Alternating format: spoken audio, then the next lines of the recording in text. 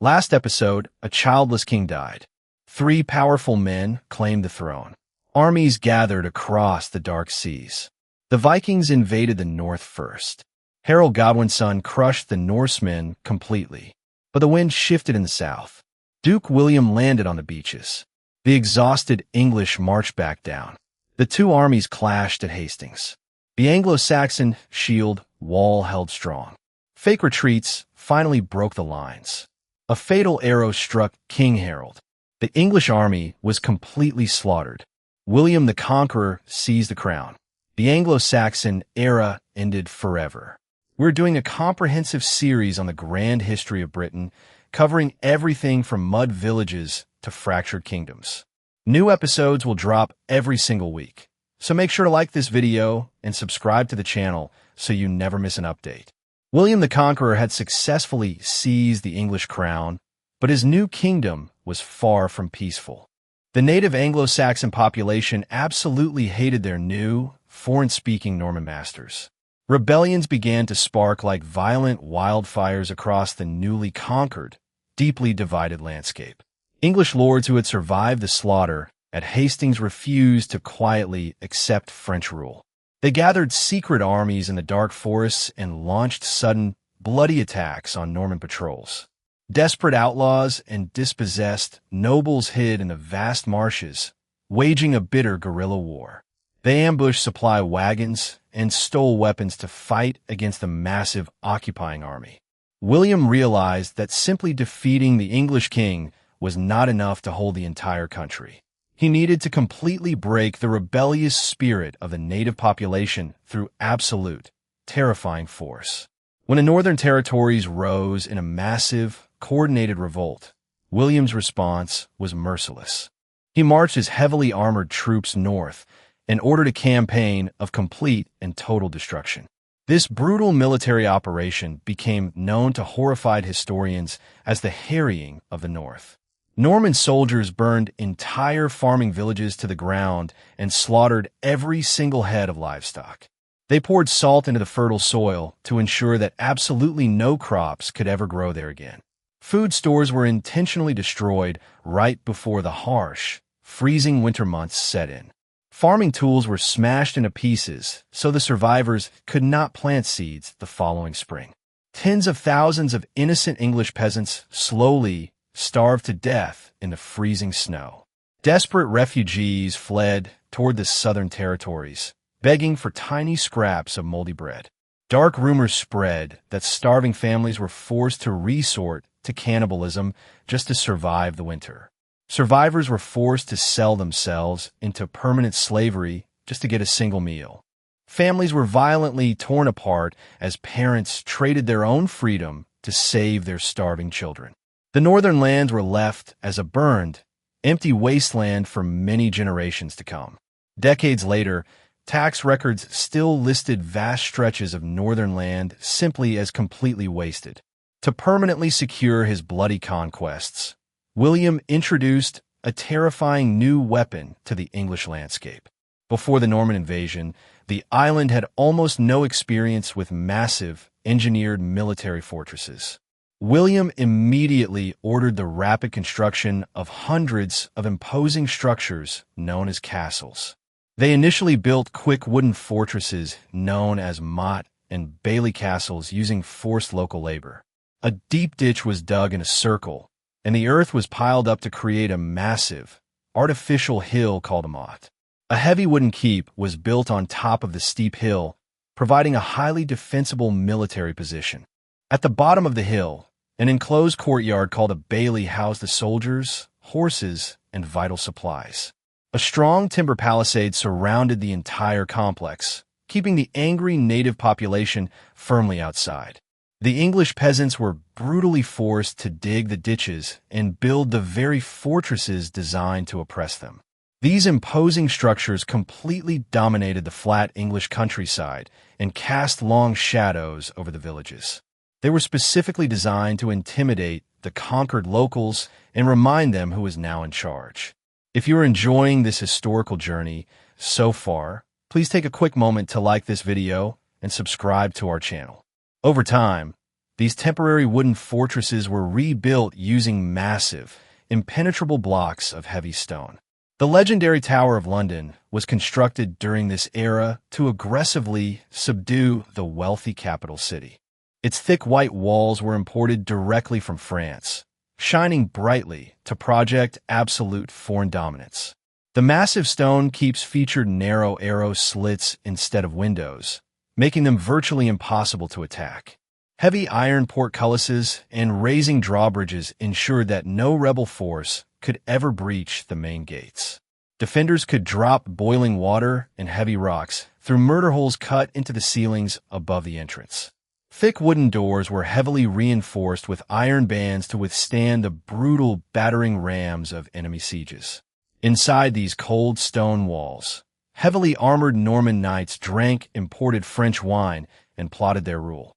Whenever a local village dared to protest heavy taxes, mounted knights would ride out from the castle gates. They would brutally crush the peasant uprising and retreat back behind their unbreachable stone walls safely. To support this expensive military occupation, William introduced the strict, unforgiving feudal system to England. The king declared that he personally owned every single inch of land across the entire conquered island. He stripped all the native Anglo-Saxon lords of their ancestral estates and gave the wealth to his Norman barons. In exchange for this stolen land, the French barons swore an oath to provide the king with heavily armored knights. The barons then divided their massive estates among these loyal knights in exchange for direct military service. This hierarchical chain of loyalty and land ownership locked the entire society into a rigid military pyramid. At the very bottom of this strict social pyramid were the millions of native English peasants. They were legally bound to the soil as serfs, completely forbidden from ever leaving their designated villages. They worked grueling hours in the muddy fields to harvest grain, but most of the food went directly to the lord.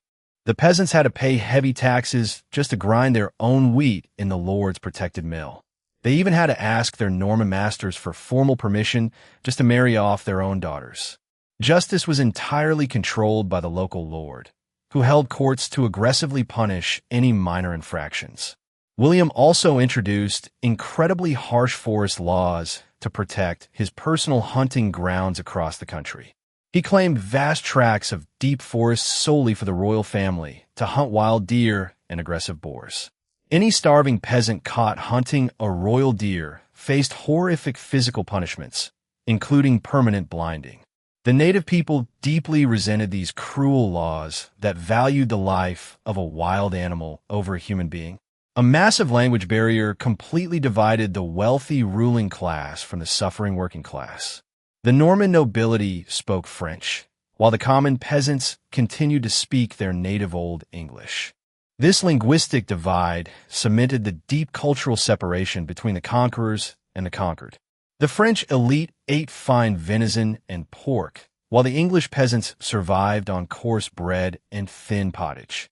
By the end of his harsh reign, William wanted to know exactly how much wealth he had successfully conquered.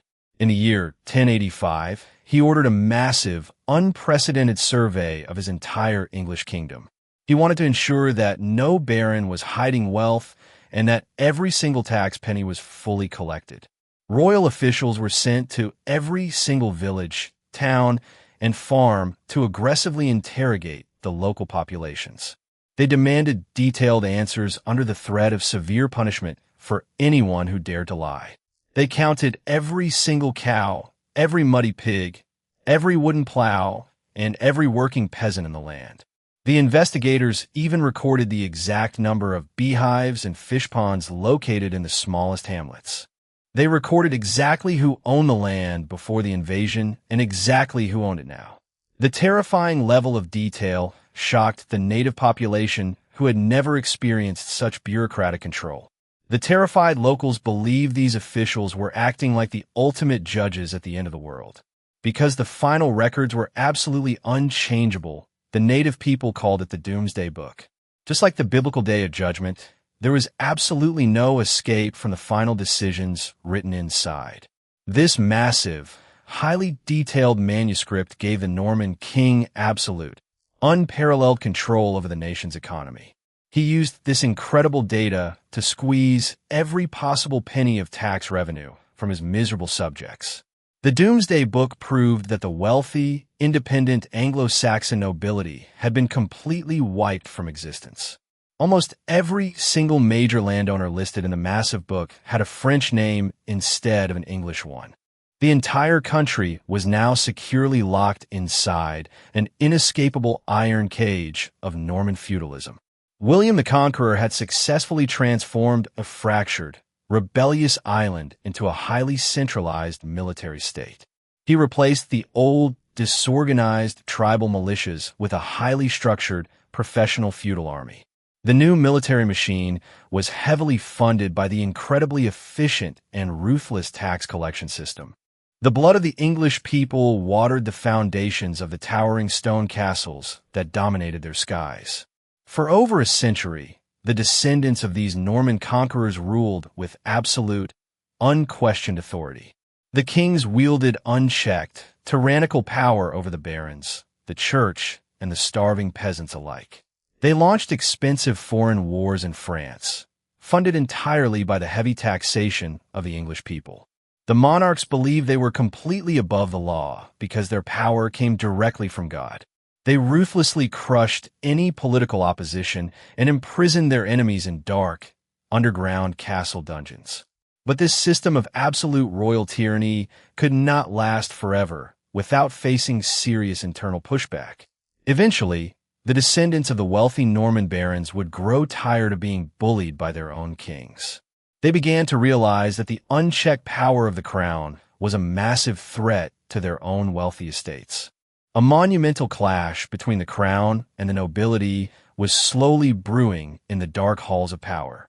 The heavy stone castles that once protected the kings would soon become the very centers of armed rebellion. Next week on our channel, the absolute power of the English monarchy faces its ultimate breaking point. We will follow the disastrous reign of bad King John as he angers the most powerful barons in the land. Get ready to witness the dramatic rebellion at Runnymede that forced the tyrant to finally bow to the law. You will discover how the legendary Magna Carta was sealed, permanently changing the course of human freedom.